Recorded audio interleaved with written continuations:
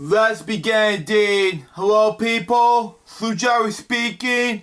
Welcome back to the Crazy Bunch's web show in a new format. Now, I just came out of the Crazy Bunch's web show and it's great to be back in a new set since October 2023. And now we're supposed to, and I was going to do the Crazy Bunch's web show this past February 2023, but at times like this, I became stressed, didn't know what to do, and now, thanks to more medicine, I'm back to the Crazy Bunch web show again. Now, without further ado, let's do not one, but two depth topics, and I have a topic to read on this episode of Crazy Bunch web show right now. So, shall we? So, we got for us. Born George Crazy, he was an American photographer. He was an official photographer for Madison Square Garden from 1966 until his death. And served as an official photographer, so we go at Radio City Music Hall. In November 2010, the National Artists Club awarded him the Medal of for photography. He was born in Aspen, New York on April 14th, 1946. Clancy's photos were featured in multiple occasions, including Sports Illustrated, People, Newsweek, and the New York Times. He's authored 10 books. In May 2009, the Rock and Roll Hall of Fame opened an exhibit dedicated to Clancy photographs of Madison Square Garden's most popular concerts, okay? Many of those photographs are now part of the museum's permanent collection. From the year 2010, New York Mets, who Clancy has been an official photographer, displayed which a collection of Clancy's photographs throughout Citi Field. He was honored the 2017 Legends Award by the Pratt Institute at the dinner at the Madison Hall Hotel in November 2017. New York Art School had the exhibit New York through the lens of George Clancy, featuring 8 images of Clancy's work with the last 50 years. Wow! And the show was well received and was on the extended viewing until July 2018. The museum added the exhibit in their permanent collection. In February 2018, Short Sports Business Journal featured Clancy for his career in the front page of the magazine. Frank Sinatra applies to produce a documentary of Clancy's 50-year career. He died January 16, 2025. He was 88 years old. And the last step topic has to do with Robert Trevor. Born that name, he was a Canadian animator, director, and film producer who worked with the National Film Board Canada, NFB for short, from 1945 until 1987.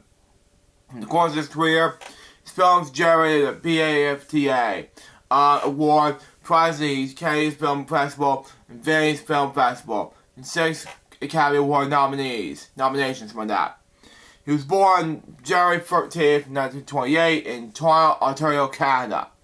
One of the first jobs was to join NFB's fledgling animated unit under Norman Lawrence with that. Morrow has worked as an animator such as MLB, some of the NFB, some of the animated shorts as The Romance of Transformation in Canada, and produced such films such as shorts such as Comedy Zoom, Hot Stuff, as well as the Academy Award nominees in the nations of The Drags and One on Earth. Nominees, the NFB animations credits executive producers including The Family Guy, Dwell Apart, and Evolution, also Oscar nominees. Okay? Fellows and the director of the English to English NFB animation 1967 and director of NFB's English language production overall. In 1972, that year, anyway, in the 80s, he had an executive producer a number of NFB co-productions, including the film adaptation of The Wars and The Ten Fruit. His dominant production that the credits includes Atlantis of Rain, 1986, Richard Cardinals, Cry from the Diary, and The Mrs. Child. His father, David Burrell, he will himself go ahead on the NFB's English language animation units.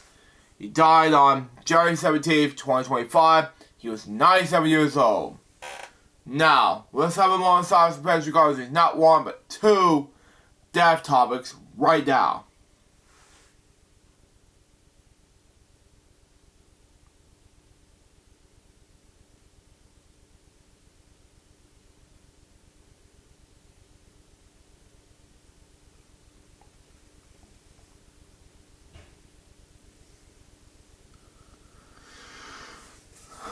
Thank you. Rest in peace to these two people. Now, let's get on to the last topic I want to share before we get to our birthday talk. I wasn't going to do that in this episode, but I'll do it anyway. Anyway, this is a news report I'm going to share with you, and that is about TikTok. Now, what is TikTok, you may ask? Well, I don't use it anyway, and this might be true. TikTok is now banned in America. It might not last long. However, TikTok is quite right out of TikTok, at least for now.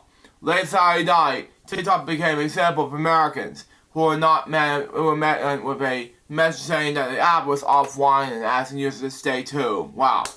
Law-breaking TikTok has been standing in the United States. Unfortunately, that means that you can't use TikTok for now. This message being in part. The app was also available in the Apple, Google Play stores. Along with Lemon 8 and CapCut, okay, which is also owned by TikTok's parent company, ByteDance, which I use bits and pieces of ByteDance, sorry. Anyway, TikTok's decision to shut the app down entirely, which is the company was warned when it do, something like that. Anyway, would do. Cap up several weeks of uncertainty, something like that, and market some destruction for TikTok's 170 million American users. Part of the good news for me, because I don't use it anymore, sorry. So anyway, many who will use the app for hours every day to find news, entertainment when you come in, and in some cases to make a living. While the super popular video app is gone dark, the decision to turn off TikTok may not be final. In fact, it lasted a few dozen hours.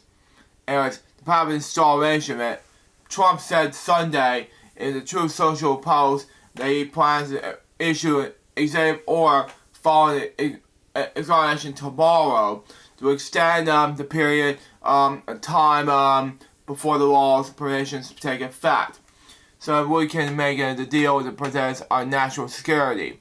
He argued TikTok's partners to allow the app to be restored, saying that the order will also confirm that there are no liability for any company that helped keep TikTok from going dark before made by order. Americans deserve to see our exoneration on Monday, as well as other events and accommodations, Trump said.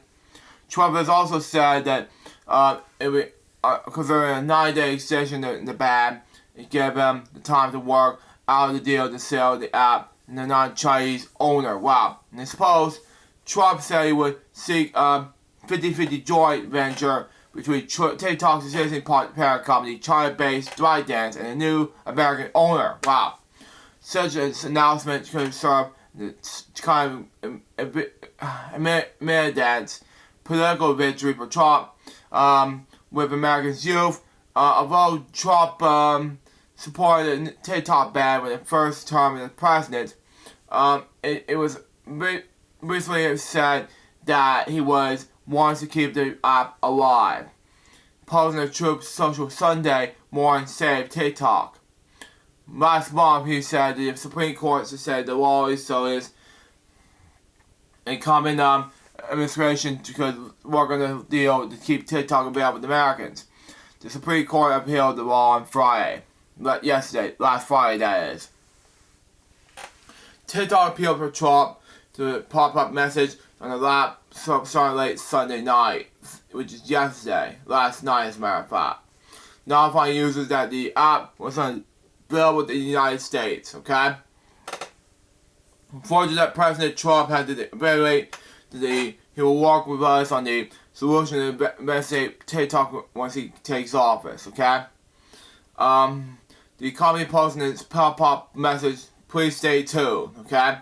And TikTok CEO told Charles that also wanted Trump video responding to the company's Supreme Court loss on Friday, which is last week, saying that we're grateful to plead to have the support of a president who truly understands our platform. Once we have this use TikTok and suppress his own thoughts and represents connecting with the world and generating more than 60 billion views in its content in the process. Trump referenced his election victory in part of TikTok at the press conference in Mar-a-Lago in December, which is last month. I have the warm spot in my heart for TikTok, Trump said. They claim he had won the youth vote by a specific margin. And there is those who saying that TikTok has something to do with it, which, by the way, I'm not a TikTok user, sorry. The law banning TikTok passed with strong bipartisan support of Congress, citing national security concerns. A vote per Pew Research survey in 2023 found about half of Americans support the ban. It is very from that, proving it unpopular with younger generations.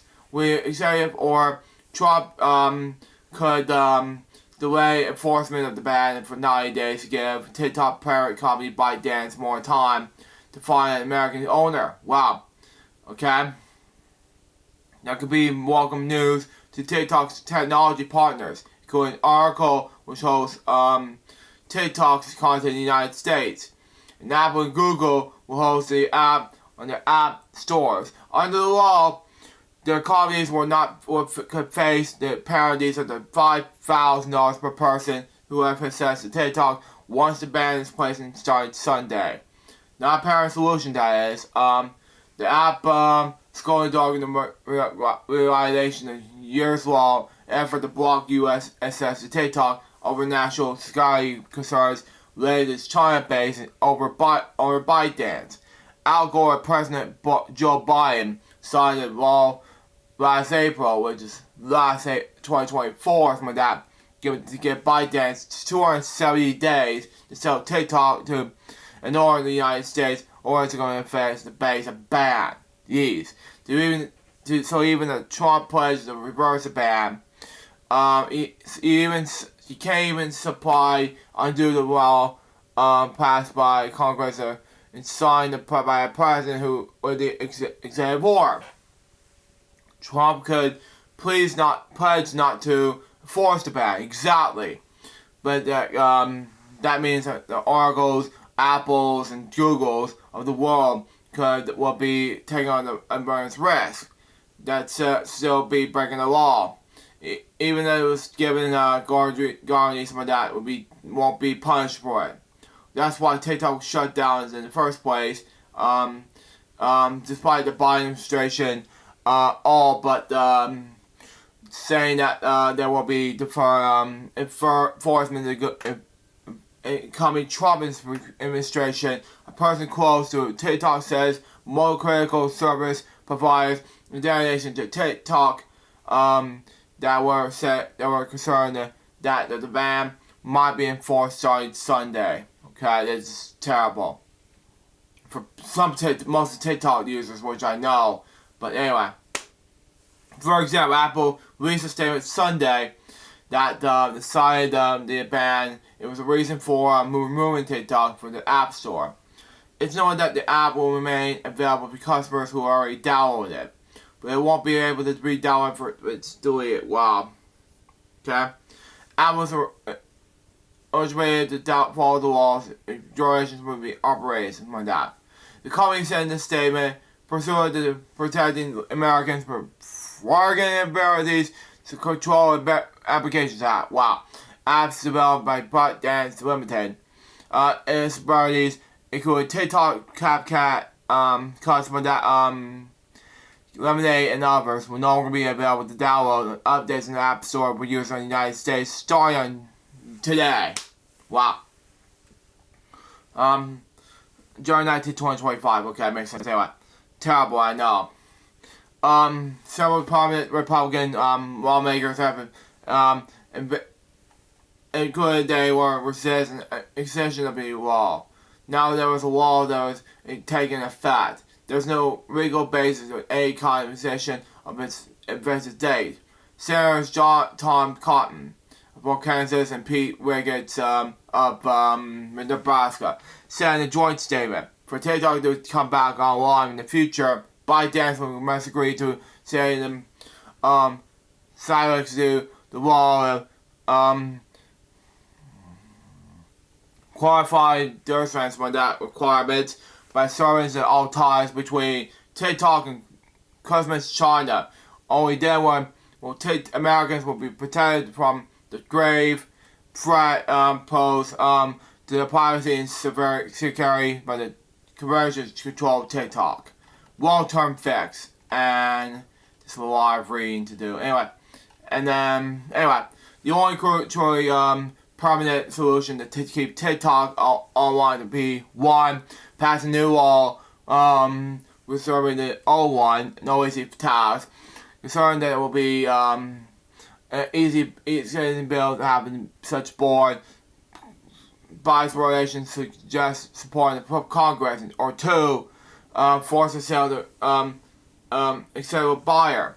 To buy targeted buyers, a group by billionaire Frank McCourt and Shark Tank's Kevin Glories for that, as well as an OWL search, AI search engine, primary AI for that. It's made for bids from the app, and others have reportedly shown interest in TikTok. Anyway, ByteDance, however, has long been emanated from that. That is no condition of selling. TikTok's near magical emotions, keeping users hooked on the app. Some of that is secret power for putting a price tag in such a valuable community. Some of that. Imagine that by every other social media app it's difficult. Some of that. Anyway, McCourt buyers group, I said, it was by TikTok US instance. Some of that about the organizations for that, and we build the app for that. With tech giants like Meta and YouTube, which I'm a YouTube person by the way, and Meta have for years worked with quite TikTok's proper organization without quite succeed. A lawyer told CNN he will meet with Trump at Mar-a-Lago early this month to discuss the outlook of the app. Spinning off the American-only version of TikTok could also mean the rest of the world has to download the new app to assess U.S. users' content. Yet Bloomberg and the Wall Street Journal reported last week that China is waiting to sell to Elon Musk. Wow, terrible, I know. Musk has been resource of buying the app. Jesus. He's a major Trump supporter and about to take quiet risk in this government. But it's unclear they would want to, and he has not publicly commented on the report. ByteDance chose to engage Trump could perhaps argue that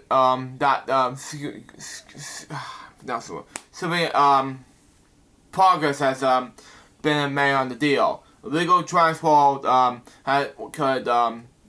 would legally permit Trump to reverse the ban to allow the sale progress to correspond with that. Anyway, in his truth schedule post Sunday, Trump said the United States could have a 50% ownership portion of its joint ventures with that. Anyway, by doing this, we save TikTok by keeping us in the good hands and allowing us to say sick it up. Some of that, he said. Therefore, my initial thought, it was a joint venture between the current owners and /or new owners, whereby the U.S. gets a 50% ownership in the joint venture set between the United States, whichever purchaser we so choose. That's only a pre-measure, though the sale would eventually need to go through. Until then, TikTok's future will remain very much in the doubt. So it'll shut down, and we'll wrap things up, and it will say, happy night, who would have been 94th birthday to Robin. Okay? Okay? Many TikTok users are hoping the app will be back online soon. Still, the supply is not shut down, with sad loss of some users, many who joined the app in early 2020 during the COVID-19 when the COVID-19 pandemic was otherwise them from community and other creative outlets. Wow. Producer Alex Earl, who have nearly 8 million TikTok followers, posted this tearful video on the platform ahead of the shutdown, saying, "I feel like I'm going for heartbreak. This platform is more than an app or a job to me. I'm going to have so many memories on here. I have posted every day for the past 6 years of my life."